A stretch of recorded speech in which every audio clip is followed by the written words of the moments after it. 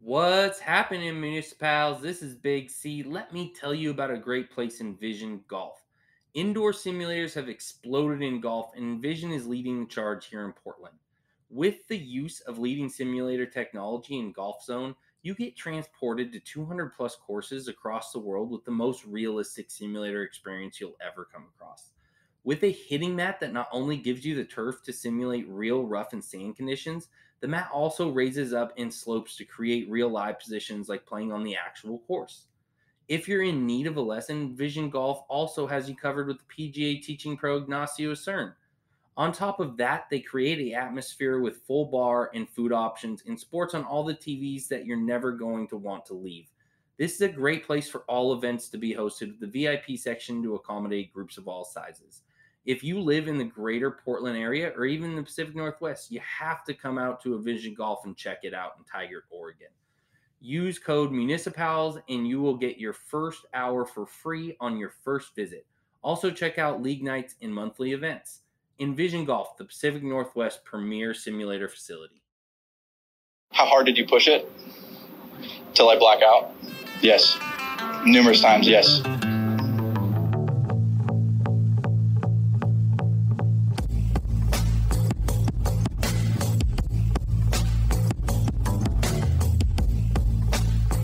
What's happening, Municipals? This is Ashton, and not one, not two, but three guests. I don't think we've done this very often, but I am joined by a friend of the pod, Hussey, who, yes, I talked to last week, but love him so much, had to do it again. Mr. Hussey, say hello. Hello. That was weird, but it's okay. Sitting there drinking a little Chardonnay, as you should. Mr. JD Lindert, how you doing, JD? Doing well, Ashton. Thanks for having me on.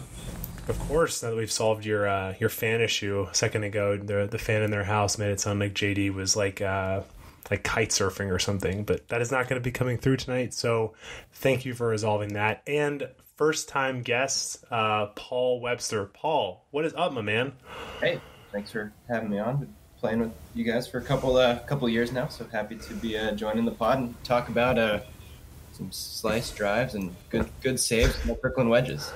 Yeah, and Paul's sitting there flexing in a Spanish Bay hat. And Paul's actually, it's funny, we've talked a lot about, I picked up golf really again during COVID, but when I lived in San Francisco last time, Paul was the only person I ever played with.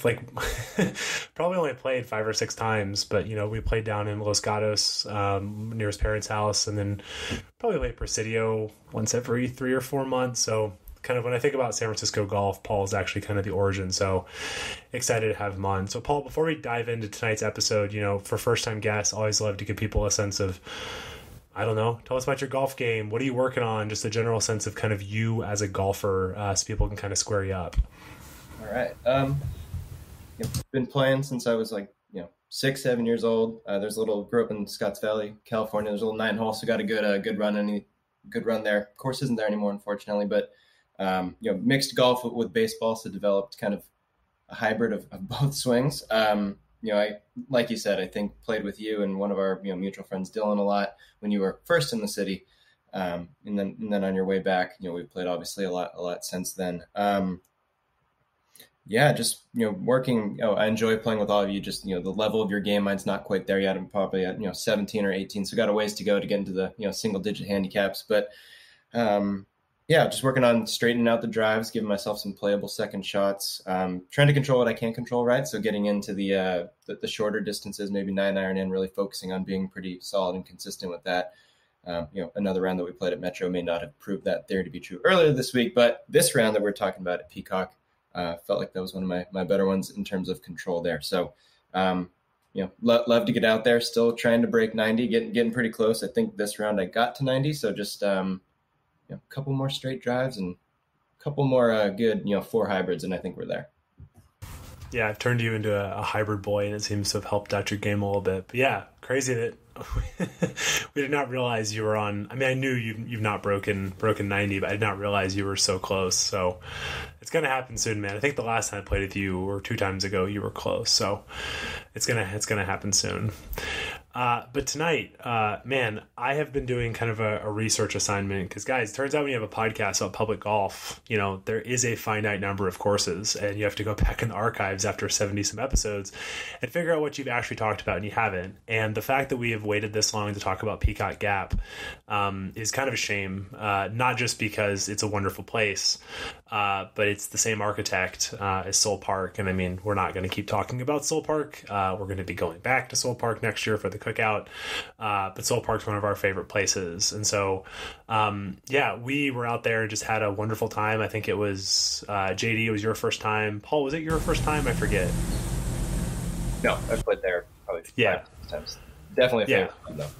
Yeah. And so, JD, I kind of want you to kick us off from like a thoughts perspective, because you hit it a mile, and I know it's kind of a short course, and I think you kind of were talking about expectations versus reality, and I kind of saw the light bulb over your head throughout that day. So we'd just love to hear, what you were kind of telling us on the course and kind of your thoughts now you've had a couple weeks to chew on Peacock Gap.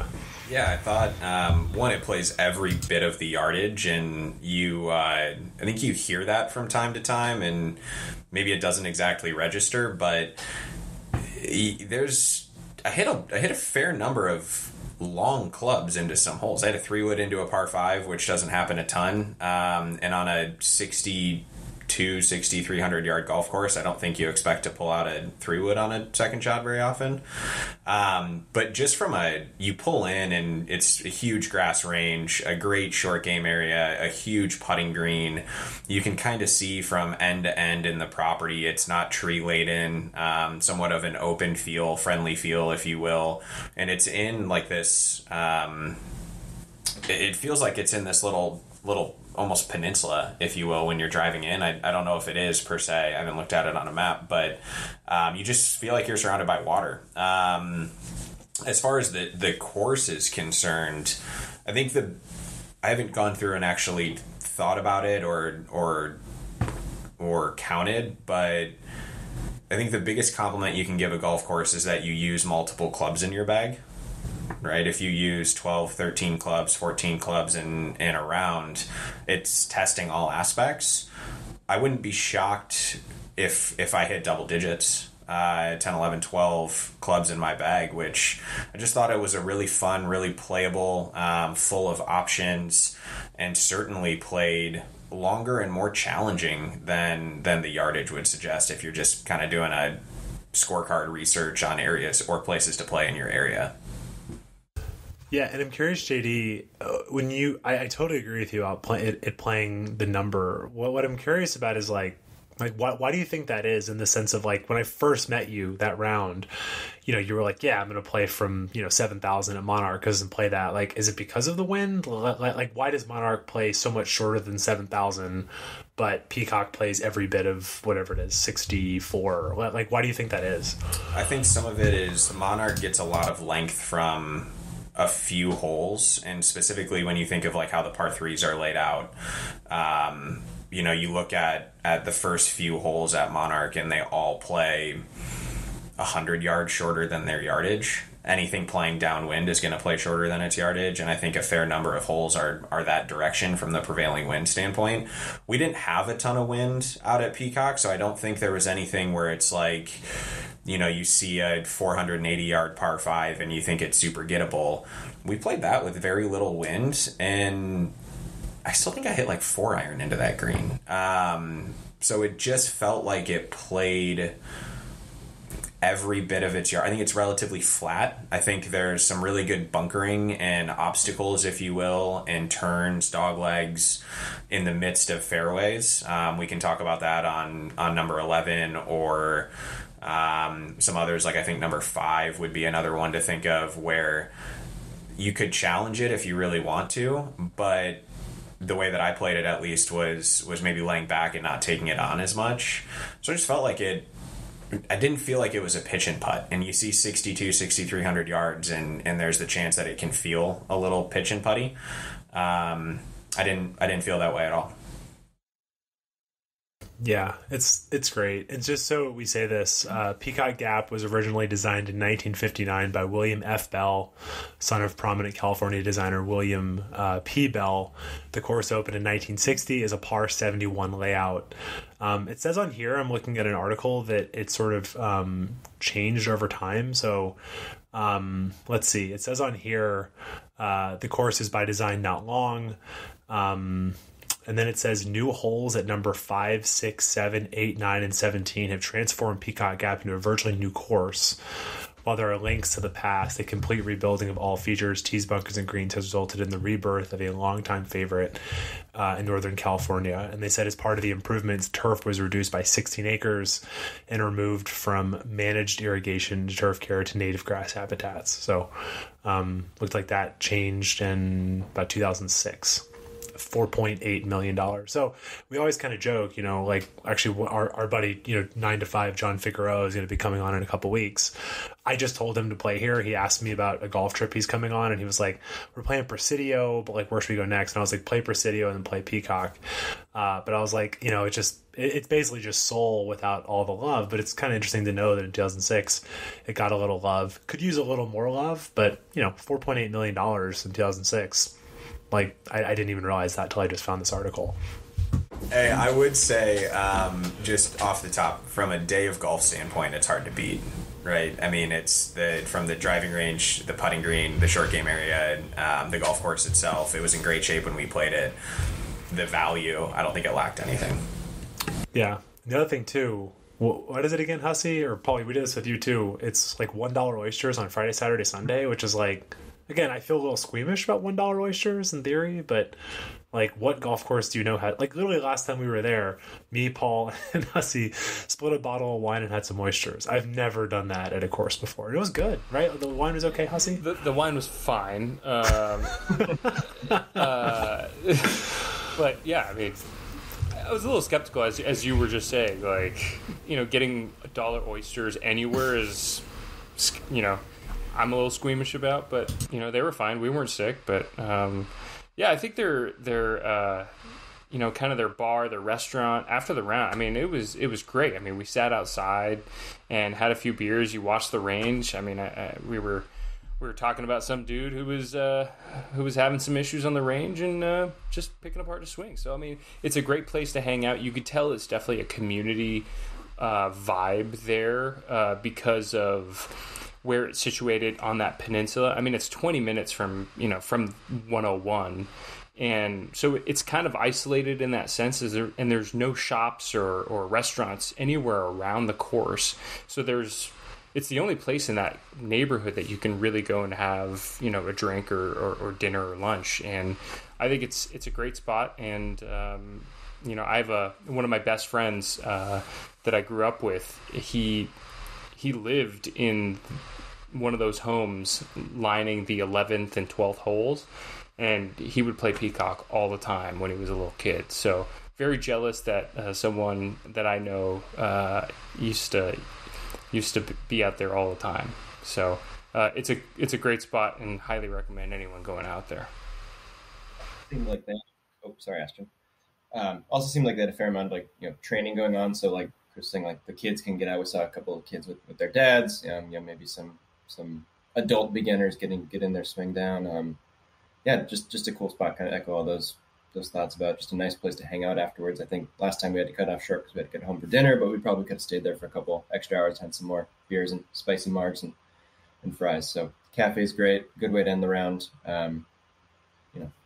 Didn't really see an avenue to get a snack or a drink midway through, but I think you save it for the end. It's a good time. Yeah, for sure. And just to talk about costs quickly, they call prime time basically anything before 3:00. Monday through Thursday for the public, $49. Friday, $54. Saturday, Sunday, $69. Which is nice, very, very nice. And then Twilight, 3 p.m. to close, Monday through Thursday, $35, Friday, $40, Saturday, Sunday, and holidays, $50, which is great. Also, I think more places do this. Presidio, even though they have their issues with pricing that I've discussed, they do a back nine, it says on here. So before 8:30, you can play the back nine. $27 Monday to Thursday, 32 on Friday, and then 33 Saturday and Sunday. And like, again, we all like to, hiccups and shoot a score, but like we should all probably be playing more 9-hole rounds. Like, that sounds amazing to kind of get out and play Peacock kind of first thing in the morning. So, unless anyone has anything else to share, without further ado, we can dive into our favorite holes. We'll be doing kind of 2 apiece in our usual style. Any objections? Okay. Paul, you're kind of our guest, so you're going to lead us off here. You've picked 2 holes towards the end. We want to talk about the first one. Tell us about number 15. What do you like about number 15? Kind of building off of the earlier points of using all of the kind of available topography. 15 for me was the one hole that had these playable, I don't know what we want to call them, like undulations or mounds that really came into effect on the tee shot. I was playing from the white tees, you guys were playing from the blacks, but for me it was even 300 yards. If I get a drive out there, 210, 215, there were these like pretty sizable mounds that we had to deal with. I think one of us actually caught a downslope on one, so they were playable in the landing zone. But for me, what was interesting, like I put my ball in a good spot, clean grass, no sort of elevation. But between me and the hole was one of those mounds, some clean grass, and then the one, kind of bunker that was protecting the green. And I think on this particular day it was protecting the pin as well. So just a weird visual. You couldn't quite see what you were shooting into. If that hole was flat, probably could have putted from where we were when we landed, but take out the Texas wedge. But just some interesting, well-placed undulations, I suppose, made that hole interesting. No matter where you played it, it was either you were on the mound or you were playing around it, playing through it. So no tee shot was really safe from just the natural kind of rolling Marin land. Yeah, and I think it's also a place where kind of a couple other things. It's great in the sense of like you actually have a lot more room right than you think, because basically like right is dead, but like there's more room. The trees make you feel uncomfortable. That pimple in the middle is kind of very top of mind. And I think Hussey, you were saying it, like, and again you see this at Soul Park, but like is it a boomerang green? Is that the hole we were talking about? That's the boomerang green, because it's a very, very unique green structure, like not one I've really ever seen outside of Soul Park. Yeah, I mean, I don't think it's as severe as the Soul Park boomerang. I think that was hole 5 at Soul Park. This one, it's more of a, just a, gentle kidney bean shaped green with a nice, I won't say a pot bunker, but, a nice sizable deep bunker that's small and circular, that kind of, depending on which side of the fairway you're coming from, if you're approaching the green from the right side of the fairway and the pin's on the left, you're going to have to deal with that bunker. And it's perfectly positioned, because depending on where that pin is placed, you need to be on a specific side of the fairway. So something as simple as, a middle, front middle bunker can really change how you approach a green. Yeah, definitely. On that hole, I think I skated away with a bogey there, but I tried to play it safe, avoiding that pot bunker. Put me in a weird long kind of oddly shaped putt, and two putted from there. So it definitely came into effect for me. I feel like this sort of summed up Peacock a little bit in a singular hole, like straightforward, right in front of you, lots of options. Which I love optionality, right? If you want to try to hit it over those mounds, it's plausible. If not, you're playing amongst those mounds. You could lay short of them and have a longer club in. You feel a little bit uncomfortable at least I felt a little bit uncomfortable on the tee, because it's so straight and you do have trouble on both sides to a certain extent. And then if you hit a good approach, you have a decent chance to score. Just thought that really kind of summed up what the whole golf course is. Yeah, and the light bulb went off for me. I think the time I'd played there previously, one of my best rounds I played, I think I was 1 over standing on that tee. I kind of killed my drive up the left side. I'm doing the Rory balance kind of up the fairway. but I didn't take, for me we're not on video, but yeah, for me, it's walking like a penguin, kind of waddling side to side as opposed to the Rory bounce, but the penguin waddle is more of what I'm doing. But I did not, I was kind of, I had just made birdie. I was feeling it. I just kind of full send my driver, was not looking at where the flag was, but to your point, Hussey, I mean, I hit it down there. I probably had 62, like between 60 and 70 yards, but I had the pot bunker and then the flag was on the other side and I made bogey. And like, that's a hole after that drive. I was like, fuck it. Like we're going low. Like we're going to break par. Let's do this. And then I make this bogey from 62 yards and it was deflating. Like it took all the oxygen kind of out of the round, but it's because I needed to for that pin, I either needed to hit a hybrid and hit a longer club in, or I needed to like just get a little risky on the right side, and a great drive on the left side. I just kind of like made it where I was uncomfortable, but that's great architecture. Like that is great architecture, because from the tees to Paul's point, number 15 is 356. Like it's just not a long hole, but it's just great architectural features. So yeah, 15, to JD's point, great place to start because it embodies so much what we like about this place. So Hussey, take us to the step one of Hussey's hangout, the notorious 3-hole loop. Tell us about number 6. Oh, the Hussey hangout. Okay, cool.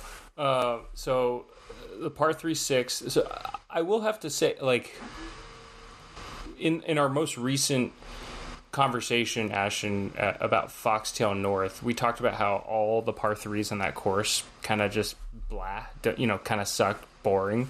All of the par 3s, and they're 5 on Peacock, are great. They're all great in their own way. And I think, to me, the 6th is the best one, mainly, because of the green. It's a 3-tiered green that kind of slopes from the back left to the front right. The back left being the highest tier, middle tier is obviously the largest tier, and then there's the bottom tier in the front, which is kind of where all the fun starts to begin. There's water short, and it's kind of tucked up right to the front of that green. So, that water is definitely in play, especially if you chunk one. There's a bunker to the left, there's a bunker to the right, and then if you go long, you're in bone zone because it's just native grass and there's like a hill and everything. So I think it's extremely difficult, and but as what JD was saying, while there aren't so many options for a player, there's a lot of options for the course to set it up very difficult or very easy. So we were lucky to have had a front pin, which brings that, middle to front tier slope into play, that you can just start funneling things back off of that slope and onto that front tier. But if they really wanted to challenge things, and I think we talked about this, is if they put the pin back left, which I've never seen. I've only played out there, 4 or 5 times, I think. I've never seen it back there. That would just be one of the most difficult par 3s like I've ever played, because if you go long, you're in that native grass and you're screwed, because it's a tiny little area in that back left corner. And then if you play safe, which is to the middle tier, you have to have you're putting up this sizable slope to get up to that back tier. So I think overall it's a really good example of what a par 3 could be. And I'm definitely no golf architecture expert, but to me, that's what makes a great par 3. I agree. I think it's, I love the way you put that, right? Having options from a setup standpoint, back left would be damn near impossible, especially if there is any wind. That middle tier could be super fun. If you hit it a little short, you've got to putt up a mountain, and if you hit it a little long, you could putt it off a mountain or chip it off a mountain, one of the two. I just thought obviously with water short, it forces you to make a decision as to whether or not to play it a little safer, especially with that up front pin. Or if you want to land it a little closer to the water where there is a false front and the ability to, say, spin it back in. I thought that was a really good, thoughtful, kind of short to middle yardage par 3. And it really requires you, depending on depending on the wind and the flag, like I've hit a pitching wedge there when the wind's a little behind me to a front flag, and I have played there when like I was into the wind and I kind of hit like a punch six, like a back right flag, and like that's awesome. Like I love when a hole can change like that. Like I've actually experienced it with you, JD, a couple weeks ago. I experienced with you, Hussey, on Monday. It's like a metropolitan, like 100 like both times on Monday, 145-yard par fives. I hit solid 5-irons because the wind was blowing 35 miles an hour. Like that's great. There's times those holes are so easy. Like when I played in the NorCal Golf Guys event at Metro, hit pitching wedge, didn't think about it, and then the wind flips and suddenly you're hitting a 5-iron. Like that's great. Like, and that hole is definitely one where you're going to hit anything between a pitching wedge and a 6-iron. And again, love those options and all the different places they can put the pin there. And I thought that 6 was a good lesson in not trying to play hero golf. I heard the three of you talk about clubbing up. Every single one is clubbed up. You're safely. You use the slope that Chris was describing between the first and second tiers is almost like a backboard, right? And I go, nah, just hit the club I pulled out of the bag, came up a little short, smashed it off a rock about 100 feet in the air, and then landed in the pond. So a good lesson in, hey, using the course. I think that's something as my golf game matures, like using the course to your advantage, right? Hit a little longer shot, hit it off that, backboard, let it roll back down, take your hole in one, and get out of there. But this time was not that time. That was a tough scene. Yeah, it's all experience.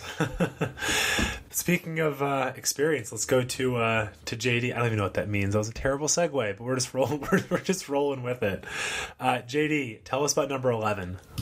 I don't care about handicaps. Hardest hole on the golf course. It's not close. Probably one of the longer par fours, 430, 440, somewhere in that ballpark from all the way back, which it's one of those holes that after you walk off 10, you kind of walk through the corridor to the 11th tee and you see what probably at one point in time was the back tee box. And then you turn and look right and it's like another 100 yards back that the actual back tee boxes now reside.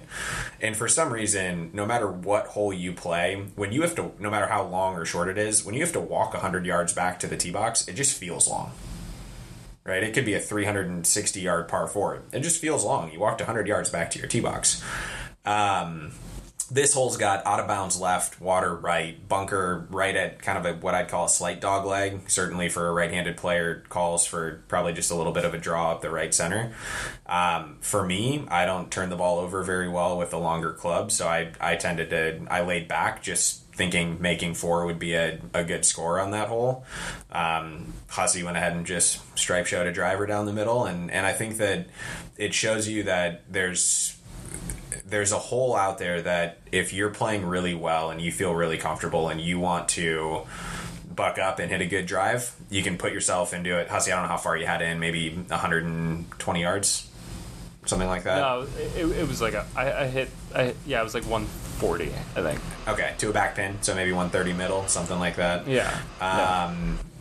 It's just one of those holes that I think I had 200 in, so you can choose how much you want to challenge it. If you challenge it and you make you hit a very good drive, you can be in a very good spot. Ashton, you challenged it, hit a great drive, hit it a little up the left, got into the bunker, didn't really have a way out, right? I didn't challenge it. I laid back. I think we all made 5, which goes to show that I just think it's a really, really good challenging hole that if you make one good swing off the tee, you can put yourself in a great spot. Or you can try to do it kind of the old school conventional way, lay back and try to make your 4 and get to the par 5, 12th. I think that might be probably my favorite green complex at Peacock as well. Kind of that hourglass throwing off, what is that, hole 4 it's Spyglass Hill. If you squint, not exactly the same hole, but that weird kind of, narrow back to front, looking glass type green surrounded by just relatively like large mounds on each side. So interesting shot in, very narrow approach. I think I ended up on top of one of the mounds, had a nice little chip in from there, but just a really like funky green for a course that otherwise, I hadn't seen that kind of like, design up until that hole. Yeah, the green kind of squeezes in the front, right? Squeezes between two bunkers, cambers off the front right bunker, and then rolls into a tier that actually, I think, is almost a false tier, right? It's a tier that rolls up, and then everything rolls away from that tier. It's almost a knuckle in the green.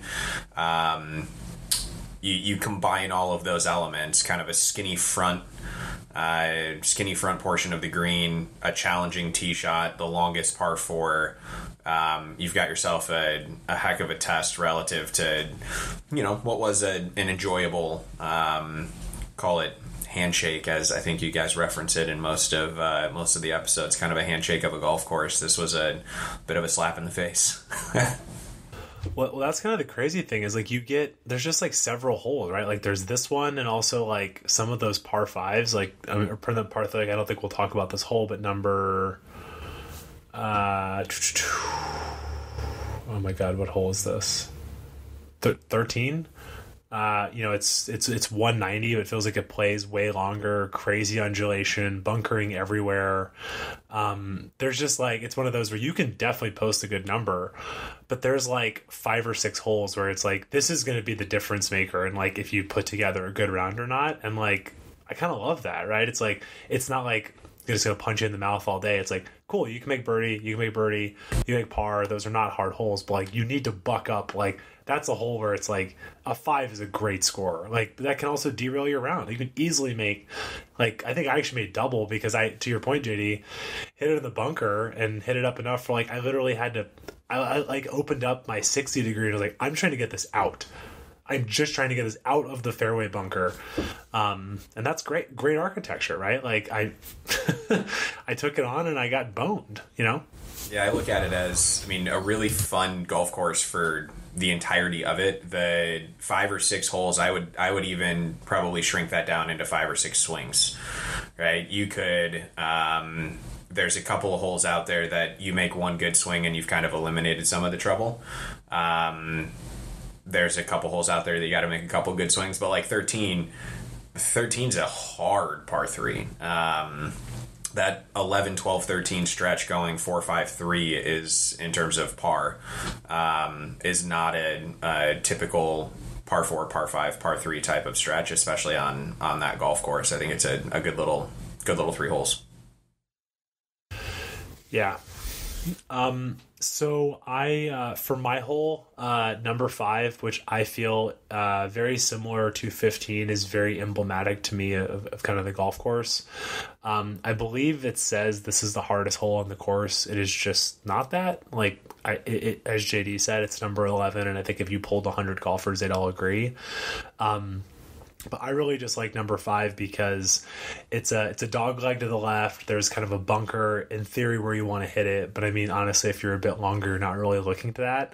I think the biggest thing that I appreciate though, is it does kind of require some sort of shot shape a little bit. Cause like, for example, on that hole, I pulled it a little bit and you're fine. But I was very close to having like a tree in the way or some sort, like JD was over there too. Like you're okay. But like, if you don't hit the required shot along the right side, like it's not going to be the right angle. You could get stuck behind the tree. We're also playing a Peacock. Some guy can play your ball. And then left, you're just like totally fucked. Like you're totally fucked. And what's really weird, this is not just it's just a comment. It's not a good or bad thing. But the crazy thing is there's like along the left side, there's houses, and the first half of the hole is white stakes, and then it moves to red stakes. So just as a heads up to people, if you blow it to the left, really pay attention to where your line is if you're playing a game, because if your buddy's like, oh yeah, it was red stake, it's like, well, where did it go out though? Because for some reason it's different the farther up you go. But like a lot of things here, there's more interesting green complexes, but a great green complex, a bunker front left that is obviously in play. And the other thing too is like basically, it's not shaved. I think it could be, this is where they could take some vibes from Soul Park.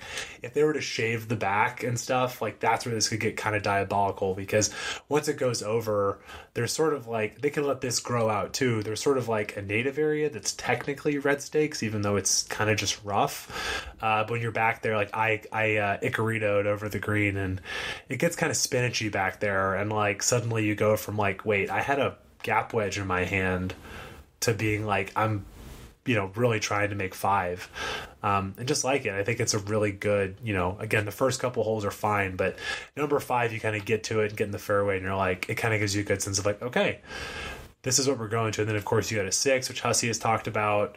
7's a great hole. It really kind of starts to get you into the meat of the golf course. And I think 5 is just very emblematic of that and really kind of set the tone for the rest of the round. I agree. I think that I'll jump in as long as we're all kind of throwing our thoughts on each other's holes here. Ashton, you and I played that almost carbon copy. Kind of, it scares you into missing it right off the tee. It's, who's to say situation once you go over there. I mean, you could be blocked out. You could have a great lie. You could have an open shot. It does open up the green a little bit. I think we played it with a back left pin, and it was a pretty good angle into what that pin was for us. And I think generally that's what the bunker's there to do. The bunker's there to kind of shove you away from the real trouble a little bit, scare you into hitting it right. And then that green, as you mentioned, no cupcake. I disagree with shaving it down on the back just because of the reason why they hazard that long stuff. I think it's from a pace of play standpoint. So the rough back there to catch it. I think it'd be really cool in a tournament setting for maybe a week or two to shave it down back there and see what happens. But I think you'd catch a lot of, especially if it's a back pin, you'd catch a lot of balls that are bouncing into a funky spot, which also probably puts people into wheelhouse range for number 7 tee shots.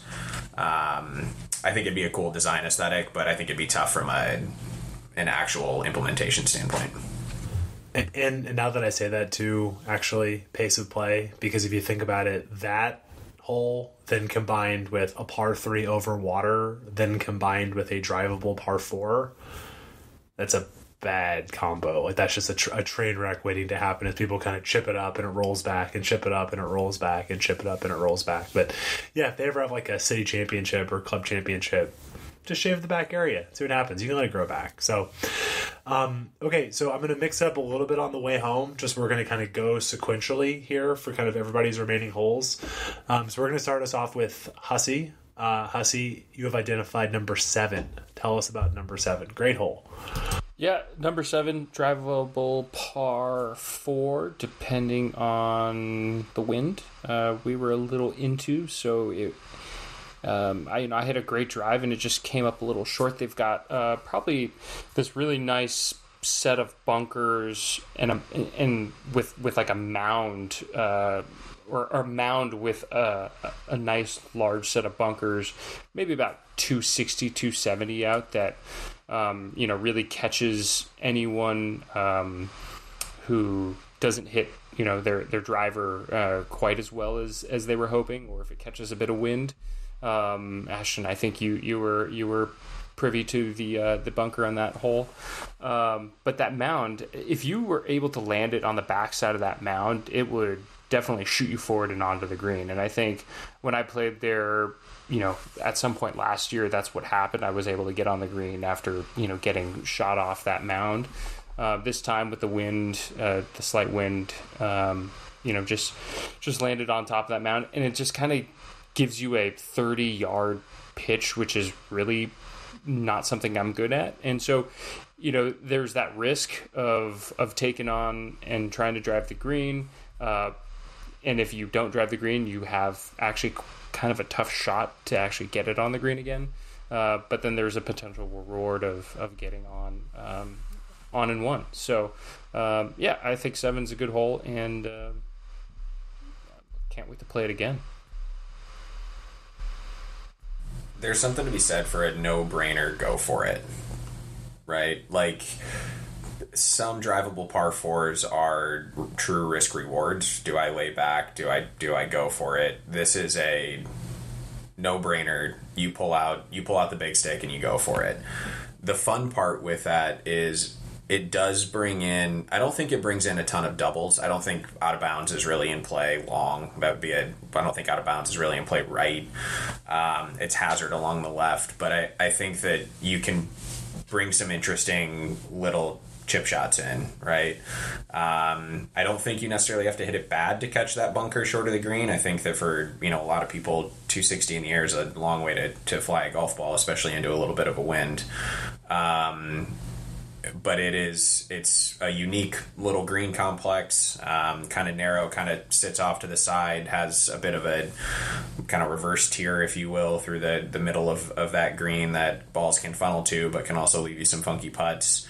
I just think it's a good hole that you can make 3 on. Should be able to make 4 most of the time, but can certainly put you into some funky little situations. Ashton, do you want to talk about the red hazard on the left side of that hole? You tell the story. It's too personal. Oh, basically, I mean, a couple times ago when we played out there, Ashton blew it a little left into a res hazard. It's just kind of a native grass area, and I think they just identified it as part of that $4.2 million renovation that, we'll let it grow out and just put a red hazard stake and, just kind of, improve pace of play. And Ashton was in there, and Marshall came by and said, "Hey, that's out of bounds. You're not allowed to play out of there." And he's like, "What? This is red. It's a red stake. It's like I could play out of here, and it's just a 1-stroke penalty if I do." And she's like, "No, that's out of bounds. You're not allowed to play out of there." And there was a little tiny argument, and eventually we just moved on. And she was really nice. She came back and apologized to Ashton and said, "You were right. I'm sorry, but something interesting to know." And yeah. Yeah, it didn't make any sense. I mean, again, she was super nice. She went back proactively to the pro shop and asked, not because she wanted to get me in trouble, but she was like, "You are right." And I was like, "I mean, ma'am, I'm trying to be a dick." She's like, I know, there's not many things in the world I know. I know what a red stake means. And also too, when you guys got there, it's not even that thick. It's literally just it's very short rough, which again, you can lose your ball in there. It's just very short rough. But speaking of tough scene, Hussey, you wanted to pick number 8 as, we're doing favorite holes, not least favorite holes, but you wanted to give a little monologue on number 8. It's next sequentially. So give us the spiel on number 8 and then we'll keep moving. All right, I'll try and keep it short and sweet. Basically, hole number 8 is a short par 5. Dead straight, incredibly wide fairway. I think, Ashton, you even said when we were on the tee box, this fairway is so incredibly wide, something to the effect of if you miss it, you suck. Well, I missed the fairway right towards the 7th tee box, and, whatever. There's a small pond to the right of the green, probably about 80 yards from the hole that can be in play. It's just a bit boring of a green, a bit boring of a hole. I think what they need to do is turn it into a exciting par 4 and make the 9th hole a par 5 or a really exciting long par 4. I don't know. That's just my idea. Yeah, it's a bad hole. Any thoughts from you two? JD, you look like you want to say something. Yeah, it's probably one of the only holes out here that I might go as far as to say is a little bit boring. Right? It's everything it's a par else. 4. Not par is irrelevant, but it's straight. I think we hit what, 7 iron in? I hit pitching wedge. Jesus. It's obviously not long, right? This was one of the ones that I wouldn't say played to quite the scorecard. I was downwind a little bit, yeah, but I'd imagine... It says 472. I mean, it's Yeah, it's... which I guess also now I'm possibly 472 for par 5 is very short. Yeah, it may have played that. I mean, downwind, pretty firm. You hit it 320 or so and hit 150, have a pitching wedge in. That's plausible. I don't mind making it a par 4 and just calling it a par 70. It might make it a more intriguing scorecard to look at, right? A par 70 at 6,300 yards is like playing a par 72 at 6,500, 6,600 yards. So yeah, I mean, Ashton, as you said, par is somewhat irrelevant, but it's a little. There's not much character on the hole whatsoever. Yeah, they do have that dried up water hazard on the right side as you approach the green. It would be interesting if they could, refill that one and then maybe cut that into the fairway to give you a little bit of a look. But, more to come on water hazards slicing fairways later, I think. Amazing. Okay, so I'm next sequentially. So number 10, I'll keep it short and sweet. It's a short par three. And I sort of love, again, like very comparable to Soul Park. Not the short par three part, but the fact that you turn, you go play number 10 and it's a par three. Very uncommon, but I like it a lot. From the back tees, actually, it looks like from black and blue on here. It's 131, 122 from whites. But there's like bunkers everywhere on this hole. And I think the thing that really stands out to me is, one, there's a million places they can put the pin and get a very big kind of pinnable green. But the beauty of it to me is this is probably one of the most subtle greens that I can remember playing.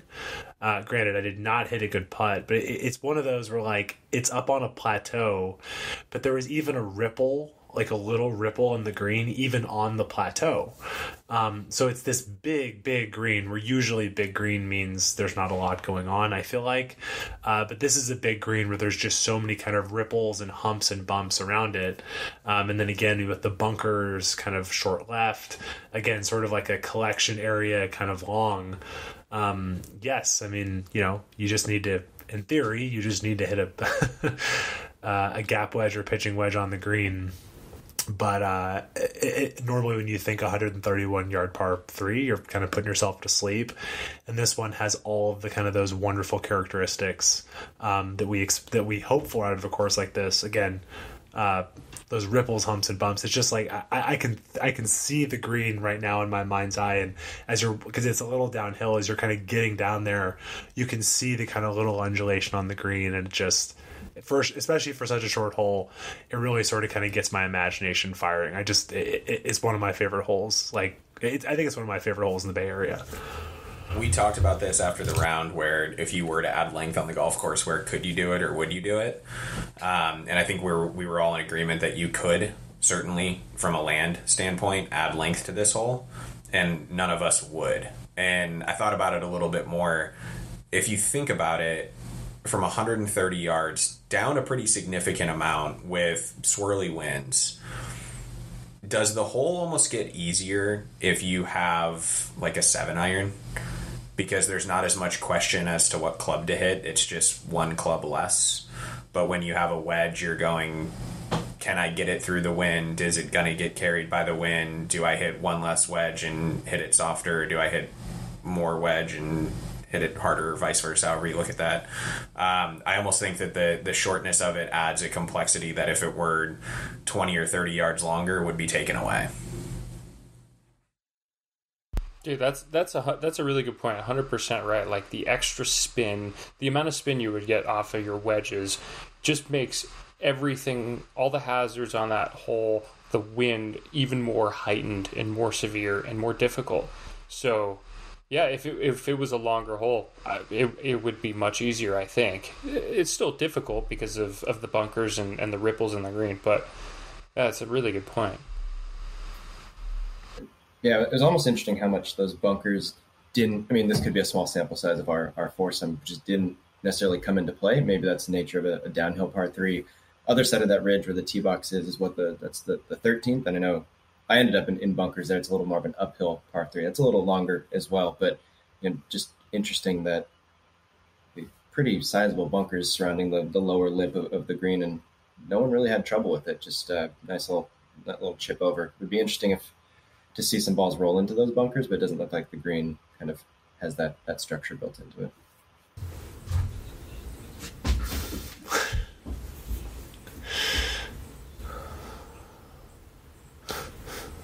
Might as well just been nothing.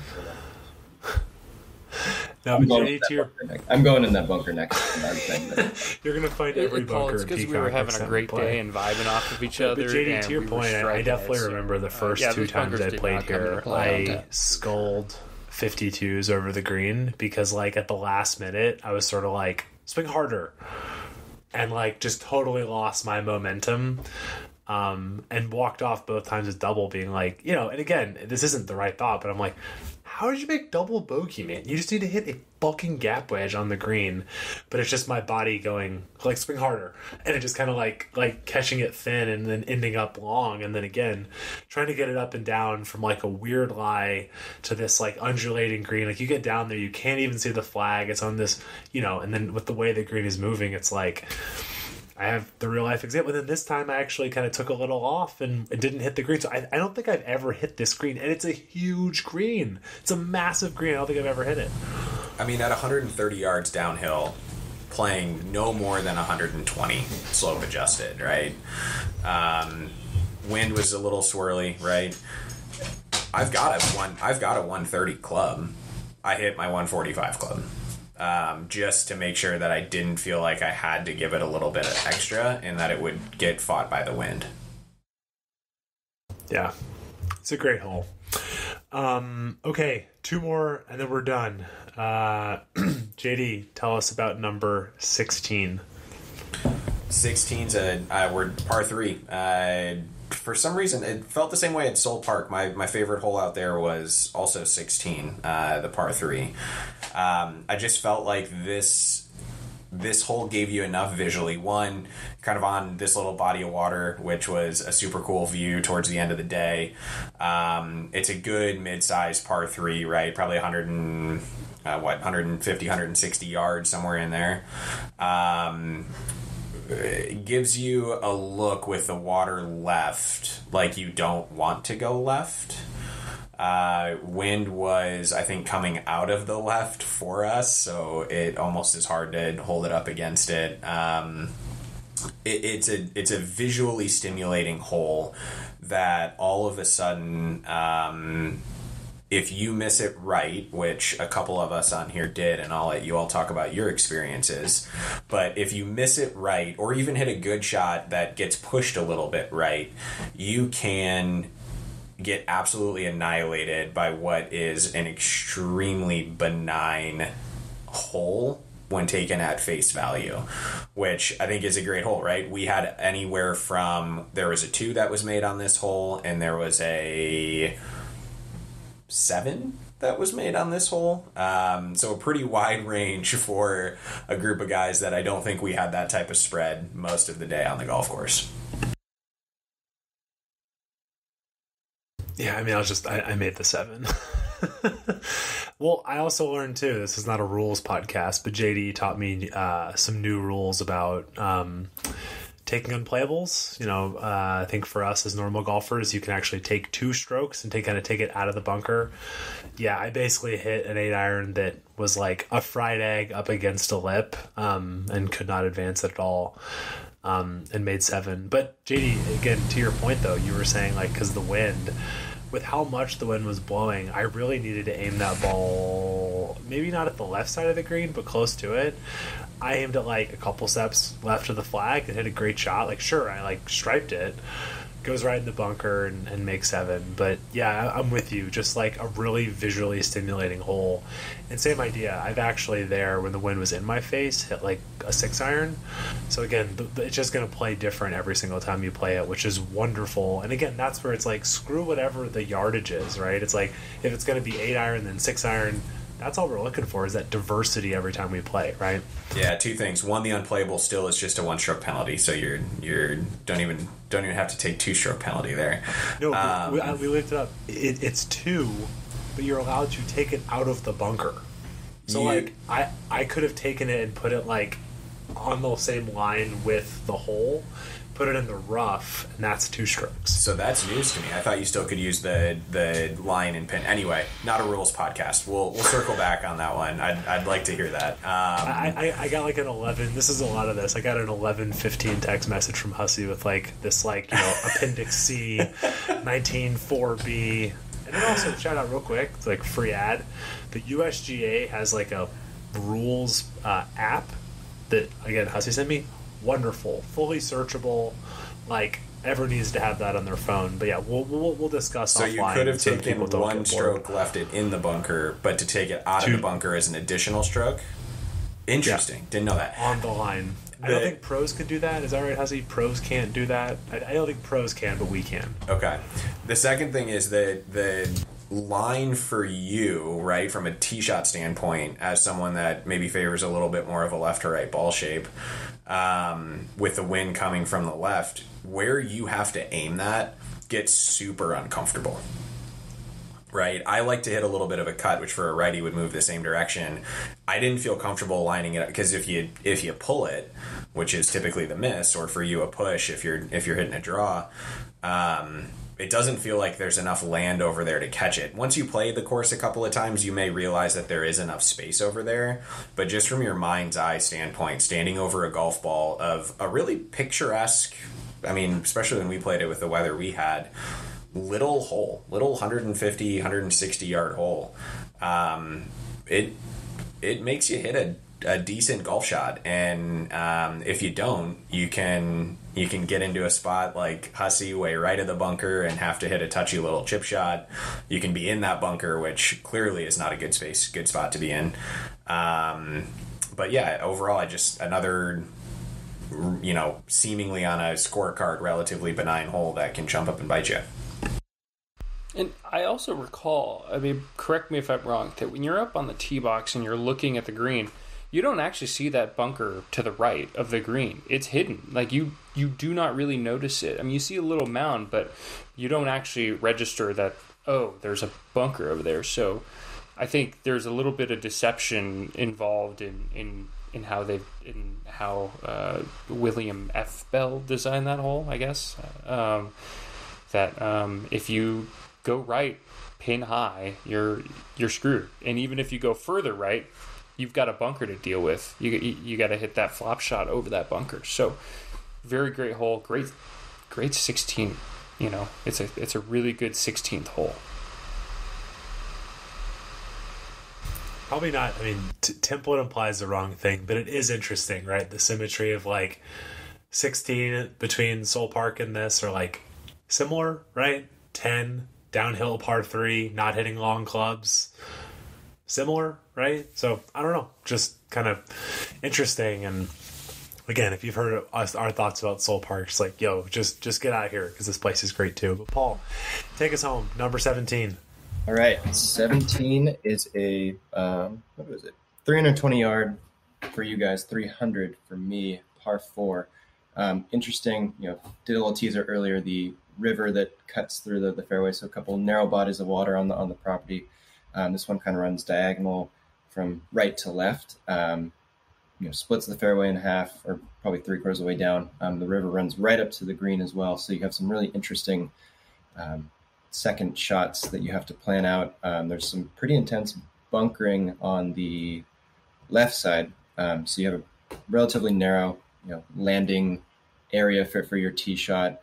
Shorter is probably better in this case, landing it right between that bunker and that river. Not sure you could, I'm not sure I could go over that bunker. That's a pretty high risk shot, probably for anyone, even if you're playing on the back tees. But then that second shot in is tough as well, because you have that body of water right on the left side of the green. One step off the fringe and you're pretty much straight down into the water. Somewhat comfortable landing zone, but it's kind of it's a nervy second shot depending on where you place that first tee shot. I think I hit a 5 hybrid, got it kind of right in line with that bunker. Probably came up a little short on the second shot, but then had a pretty safe chip from there. So a lot of different ways, high risk, maybe not too much reward for risking it, but kind of one of my favorite quirks is just that split fairway. I thought this gives you 3 options off the tee: short of the bunker, over the bunker and short of the water, and then the absolute go for it. Those are essentially the 3 options, right? None of them in a downwind circumstance make the next shot very easy. If you're short of the bunker, you've got probably a full middle wedge, something like that, 120, 130 yards, somewhere in there. If you try to hit it over the bunker, it's a little bit more risk off the tee, but then you're also liable of maybe having a 50, 60 yard shot to what was a pretty tight pin that day, downwind, so kind of tough to spin it.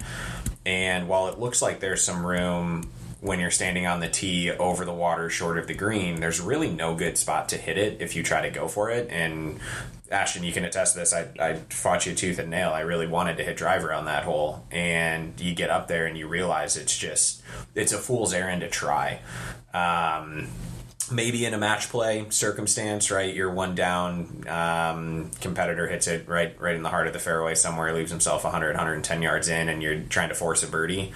But outside of that, I think that the only prudent play is to lay back short of the bunker, leave a full swing in. Another case of it playing every bit of the yardage, right? I mean, you could have a 400-yard hole that you hit. If you hit it 280, you got driver and 120 yards in. This is a 320-yard hole, and it essentially forces you into the same shot. It's just a great contrast to what we were talking about earlier with 7, right? I think that's throughout Peacock. You get these contrasting holes, uphill par 3s, downhill par 3s, just different shots, different dog legs. It's a really, as we've been saying this whole time, a great use of the land, but just a cool, like, 17 really makes you think, where something like 7, you're like, all right, blast the driver, see where it goes. So cool to have all of that packed into, a Muni in San Rafael, right? It's an awesome, just test of golf. Completely agree with both of you guys. I mean, that second shot was, I laid back the bunker, had middle, I had a gap wedge into the green, and it was just it was weird because you come up any bit short, you're in that little river, but you got wind behind you, so you're just trying to figure it out, and you can't go long. I mean, there's just so much going on, and I pulled my little gap wedge and landed on the front, false front, and trickled in the water. So it's definitely a very difficult hole, and again, an amazing 17th hole. I mean, that is a really difficult hole. When you're coming down the stretch. I mean, I was playing really well during this round, and I'm like, in my head, I'm like, come on, let's make some birdies. Let's get going. And you just can't think like that because you're just going to get ejected. Yeah, it takes playing there a few times to know that there are holes where you need to put your foot on the gas, and then there are holes that, regardless of whatever you think, you need to respect, right? Because again, I got to shout out, our buddy Juan. Juan has played there a bunch, and he was the one who gave me the intel that I gave JD of just like, he's like, I've played this hole 50 times. I've played it every which way you can imagine. And he's like, the sample size, it's not fun, but he's like, you hit a 6-iron, you hit a club on 17 that you cannot get to the bunker, and then you hit a 9-iron in, and if you make the putt, awesome, but you walk out of there with a 4. Or to JD's point, if you hit full send driver up there, rattles around in the trees, you can make a 10. There's so many things you could make. And even me, like the first time I played there, I was not playing there with someone who gave me any insight. I wasn't asking for it, but I was like kind of just autopilot, like, just hit my hybrid. It was like 230, and I hit a little bit of a pull, and it goes right into the creek. And then at that angle over on the right side, I didn't have an angle, so I hit a hybrid into the water, pitch out sideways, and then have like 85 yards in. Like, what the fuck is that? That's not strategy. Like, that's the worst possible option, right? But the point is, if you're just getting up there mindlessly on some of those holes and just hitting shots, like, I guess that's right, you're gonna make triple. You're just gonna look at the scorecard and you're gonna make 7, right? I think we'd be a little remiss if we, and I know we've gone over a number of holes here, but 18 is a great closing hole. I think it's a hole that actually makes you hit a shot off the tee. You can bail out left all day long, but makes it a little bit longer in. Uphill second shot, multi-tiered green, gives you the entire flavor of the golf course in one hole. I think it's a good challenge. Not necessarily an impossible 4, but a tough hole to make a birdie on with all the undulations in the green. Ends right by the first tee, which I really appreciate because it's not a long walk back home. So I just thought that, we've already gone over 15, 16, 17, capping it off with 18 it's a good finishing stretch. And then again, we ended up talking about 10 of the holes. Like we said, 13 is great, 14 is good. I mean, like 8 could use a little love, to Hussey's point, but especially for the pay, like what you're going to pay location close to San Francisco. And then also, too, another free ad. Go to Hookfish afterwards in Mill Valley. Get yourself a fish burrito and a beer. And that is truly quite the day. So, boys, thank you for joining. I don't know that we'll do a pod on it, but I just have to say this publicly. This weekend, Christopher Hussey's quote-unquote bachelor party. It'll be JD and Hussey's first time at Pasa Tiempo. Legitimately, cannot wait. So, I you guys have no idea what you're in store for, and I cannot wait to kind of just watch you guys mind melt over, I was going to say 5 hours, but, hopefully more like 4. I'm not trying to make it go fast, but I'm hopeful it's not a tough scene, right? So, Pasa Tiempo, baby. See you there. Yes, sir. Okay, thank you, boys. We'll do it again soon. Awesome. Thank you. Turn me on, guys. Peace. Bye.